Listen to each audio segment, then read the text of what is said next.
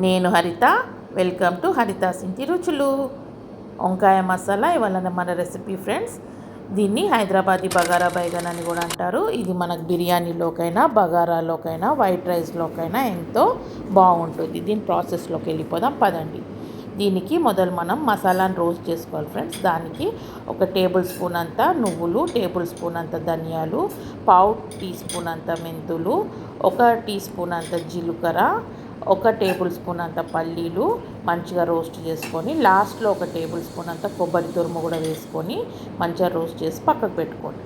తర్వాత అందులోకి ఒక టీ స్పూన్ అంత ఆయిల్ వేసి ఒక మీడియం సైజ్ అంతా ఉల్లిగడ్డ వేసి దీన్ని ట్రాన్స్లూసెంట్గా ఫ్రై చేసి పక్కకు పెట్టుకొని మనం చేసుకున్న మసాలాలను దొడ్డుబొట్టు గ్రైండ్ చేసుకొని అందులోకే ఈ రూమ్ టెంపరేచర్ అయిన ఆనియన్ కూడా వేసి మంచిగా అందులోకే ఒక నిమ్మకాయ సైజ్ అంతా చింతపండు వేసుకొని కొద్దిగా ఒక టీ స్పూన్ అంతా అల్లం ఎల్లిగడ్డ, పావు టీ స్పూన్ అంత పసుపు వేసి స్మూత్గా పేస్ట్ చేసి పెట్టుకోండి.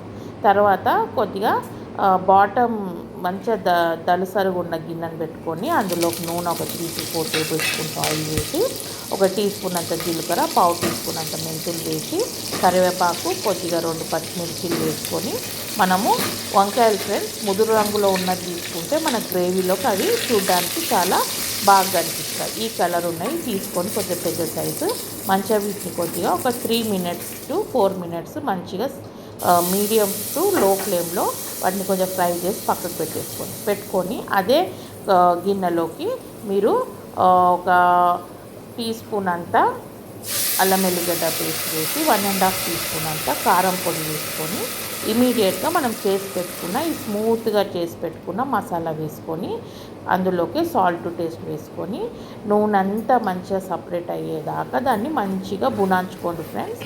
మీడియం టు సిమ్ ఫ్లేమ్లో పెట్టి బునాంచుకోండి. హై ఫ్లేమ్లో పెడితే ఆడగట్టుతుంది. కాబట్టి మంచి ఇలా బునాంచుకున్న తర్వాత అందులోకి కొద్దిగా మీకు ఏ గ్రేవీ థిక్గా కావాలన్నా లేకపోతే కొద్దిగా థిన్గా కావాలన్నా మీ డిజైర్ పట్ల మీరు ఎలా కావాలనుకుంటే అలా గ్రేవీది కన్సిస్టెన్సీ అడ్జస్ట్ చేసుకొని కొద్దిగా నీళ్లు పోసుకొని మంచిగా కలిపేసుకొని ఇందులోకి మనం ఫ్రై చేసి పెట్టుకున్నాం కదా ఫ్రెండ్స్ మన వంకాయలు అవి వేసేసుకొని ఒక హ్యాండ్ఫుల్ అంతా కరివేపాకు కూడా వేసేసుకొని మంచిగా వీటిని వంకాయ అంతా మెత్తగా కుక్ అయిపోయి నూనె అంతా పైన తేలేదాకా ఇలా కుక్ చేసుకొని ఈ సర్వ్ చేసుకున్నారంటే అన్నంలోకైనా బిర్యానీలోకైనా బగారాలోకైనా ఎంతో బాగుంటుంది ఫ్రెండ్స్. ఇది మీరు తప్పకుండా చేసుకొని ఎలా ఉందో నా కామెంట్స్లో పెట్టండి. Like, share and subscribe my channel.